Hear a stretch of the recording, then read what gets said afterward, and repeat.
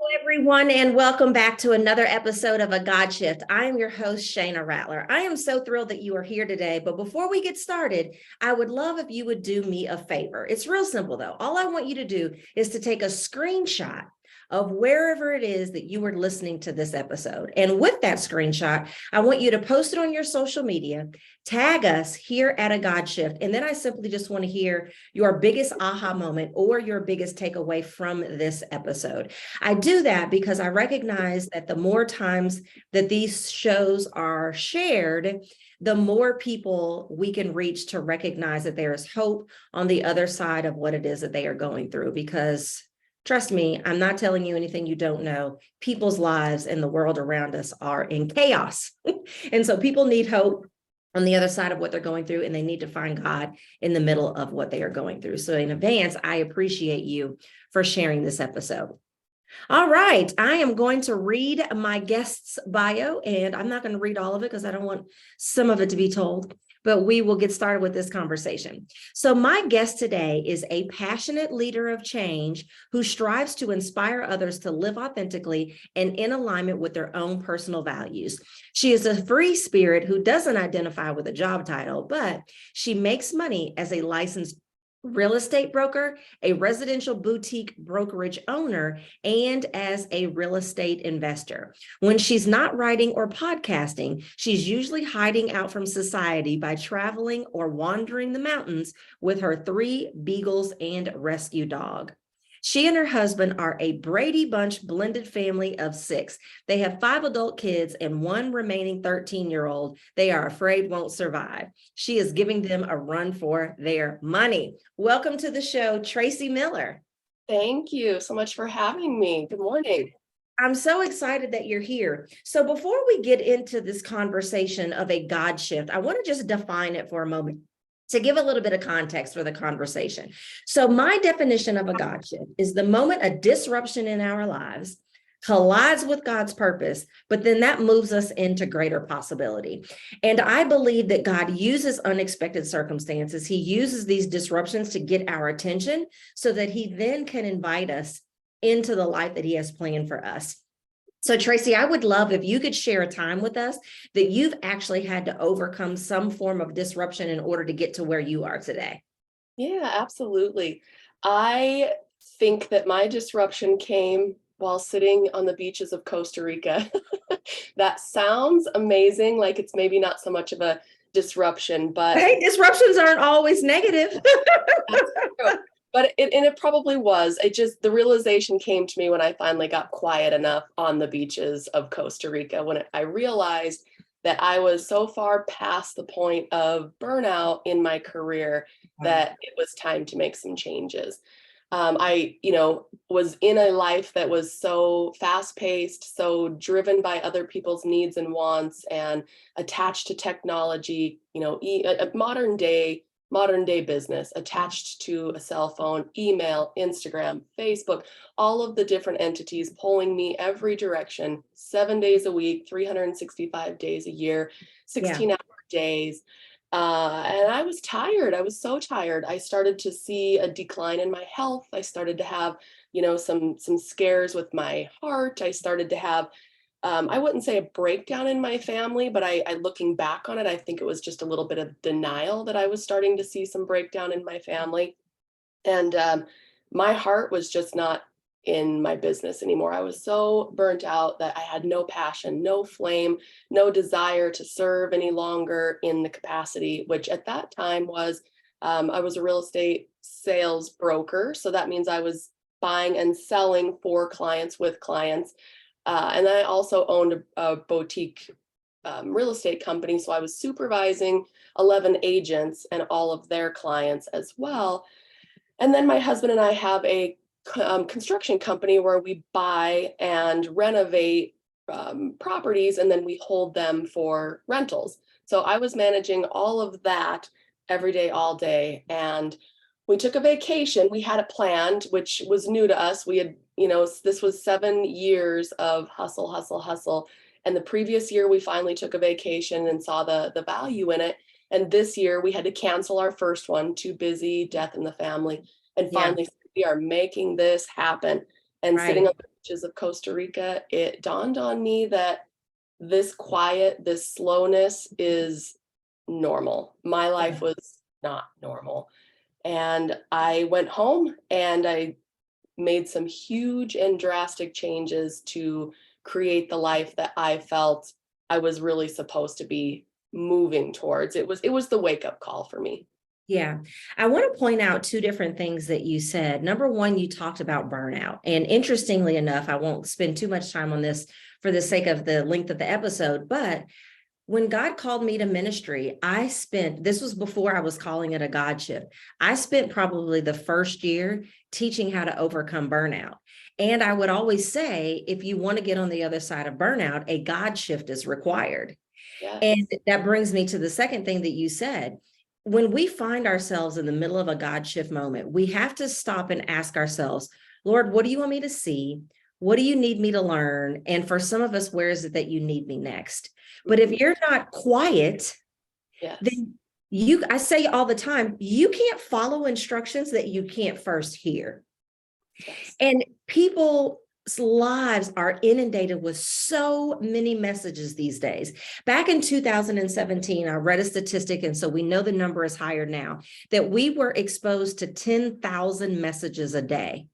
So no wonder we can't hear God's voice, because the world is giving us so many messages. Our families are giving us so many messages. Our own internal subconscious mind is sending us all these messages.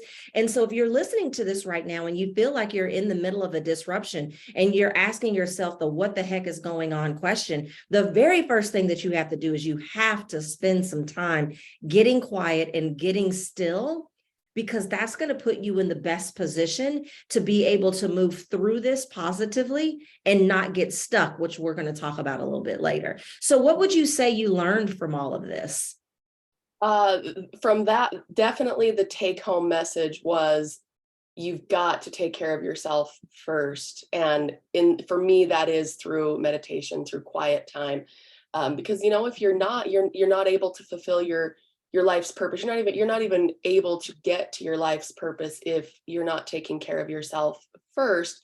Because the old saying, you can't pour from an empty cup. Correct. Well, the universe provides for us when we're moving towards our life purpose in great abundance, and we're not able to pour from a full cup if we don't first take care of ourselves, which has been my complete mission for the last 6 months. Yeah. And dare I say, take care of ourselves. Our mind immediately goes to our physical bodies, but our mental health is even in many ways even more important than our mental health, because the Bible even tells us that so a man thinketh is he. And Yes. when I was in the healthcare field, there's a term called psychosomatic. And when you're actually thinking bad thoughts and you have negative mental health, you're eventually going to see the manifestation of that in your physical health as well. And so I like to look at our lives as a wheel.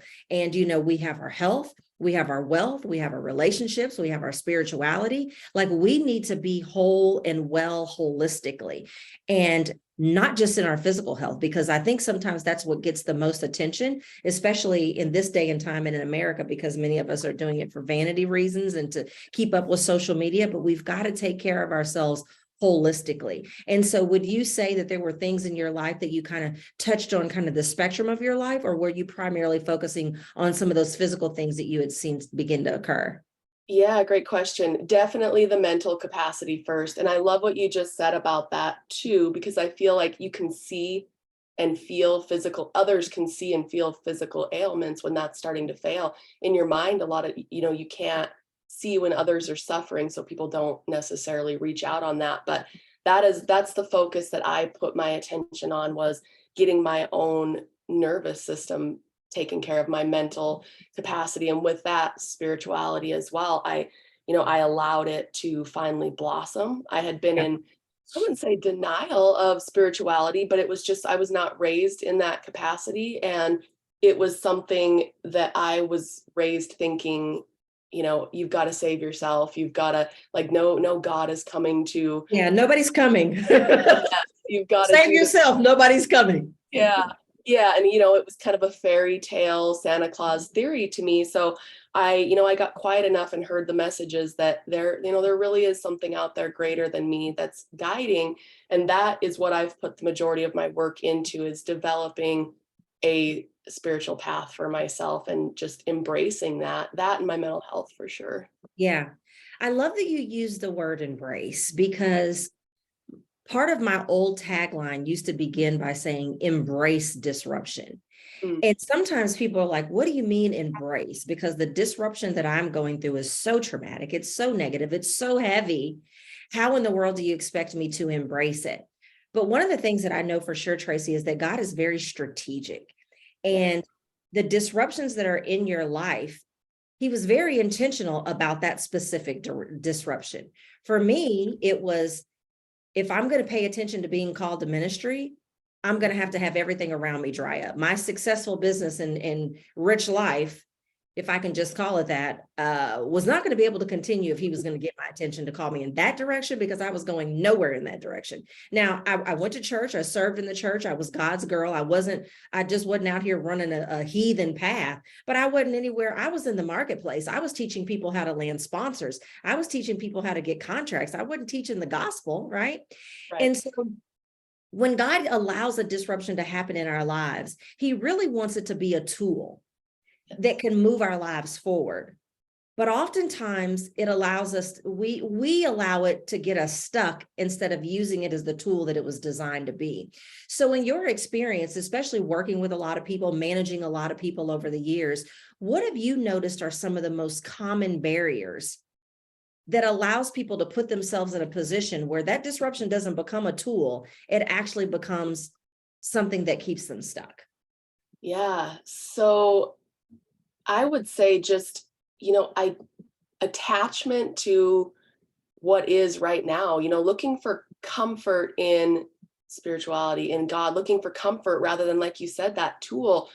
The message that I was receiving loud and clear was that it was time to move on.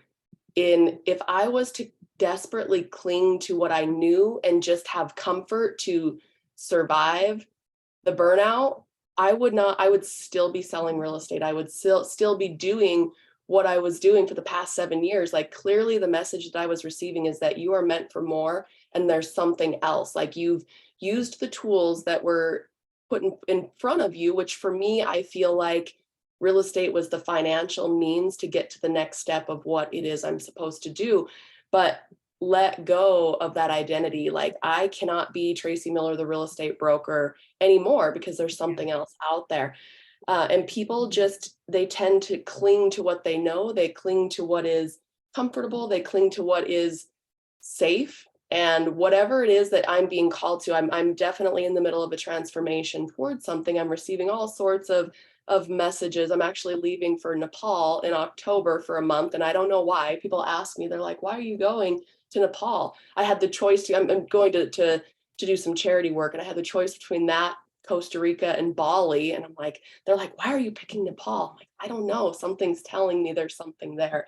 Yeah. So the bravery and the courage to just set down what's, I heard Kyle Cease is a comedian, amazing. He had a podcast and I heard a message where he said, if your hands are full with what it is you're trying to cling to, that's very oftentimes the thing that you need to set down so that your hands are open to receive what's next.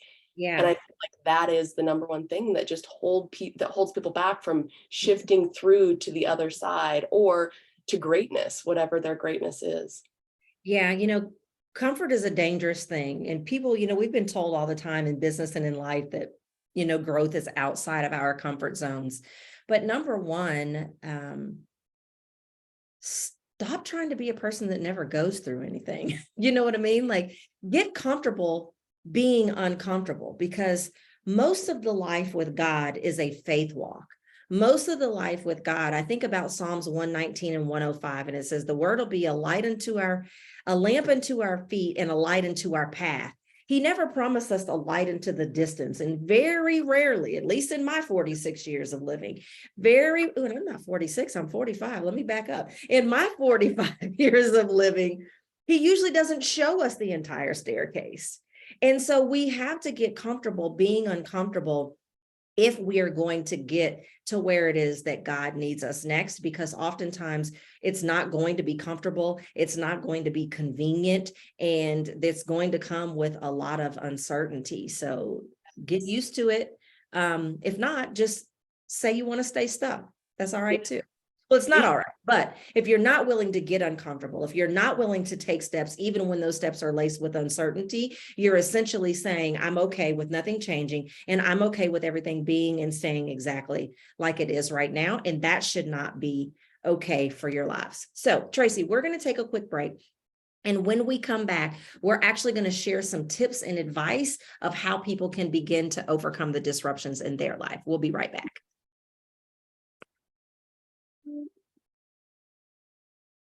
This episode is brought to you by the free guide, When God Says Shift.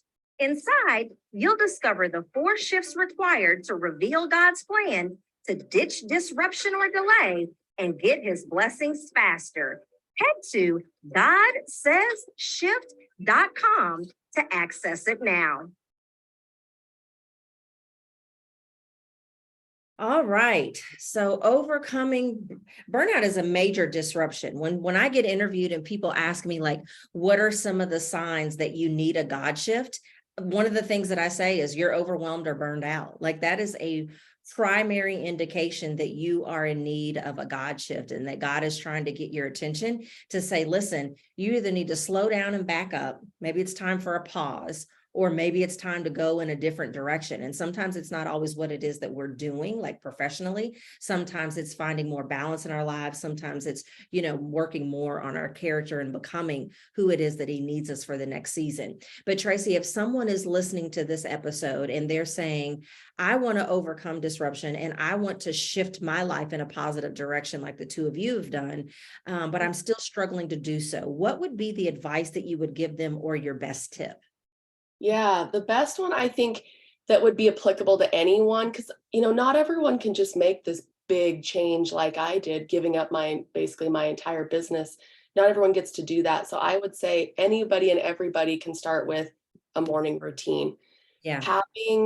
Waking up in the morning at a set time with intention, with a goal to put yourself first for that half hour, 15 minutes, hour, whatever it is that you have.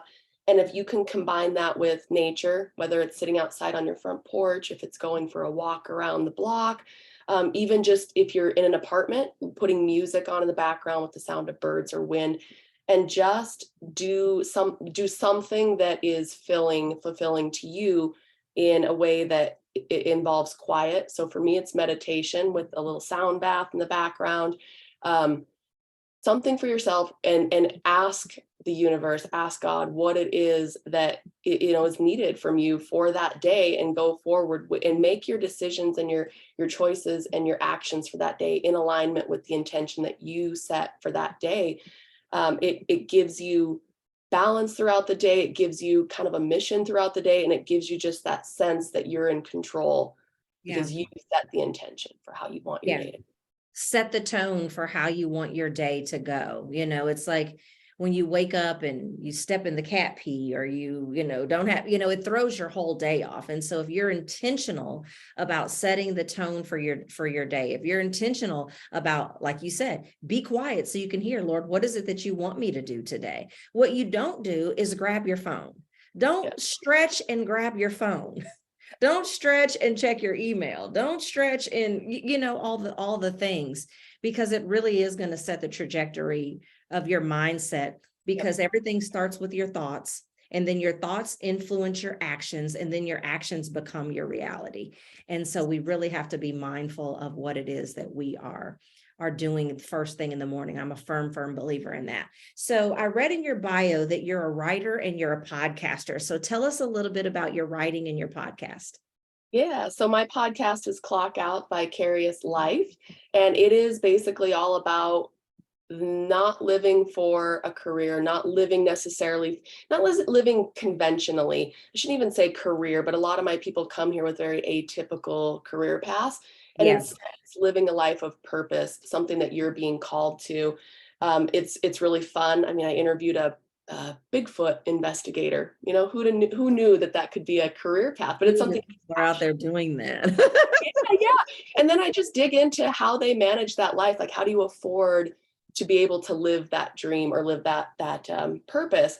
So it's really fun. My writing, I'm working on a couple different books right now. It has been my shift and my calling to shift away from the masculine side of go, go, go, business, business, business, and really get in touch with the creative side of my soul. So writing for me, I've been doing some magazine writing, some freelance. I'm working on a couple different books, and it's really been my therapy. So working on a novel, working on a book on burnout, memoir style, and again, Yes, I magazines. love that. So Yeah. how can they find you on social media? Yeah, the best place would be clockout_TLV on Facebook, and TLV stands for TVL, I'm sorry, the Vicarious Life. And then I'm on Instagram, same code, and Facebook. And then my website for my podcast is www.clockoutvicariousLifepodcast.com. And it has the links to all my social there as well. Perfect. Well, I'm going to make sure that all of those links are in the show notes. So all they have to do is click it. Thank you so much for being here. I appreciate you sharing this nugget. And audience, I want you to share these nuggets with your people as well, because you know some people that are burned out. You know some people that are burning at both ends of the stick, and that is ruining their lives and could potentially be costing them their destiny. So please share. I also hope that you will go back and listen to previous and future episodes as well. So everyone have a great day. Bye-bye.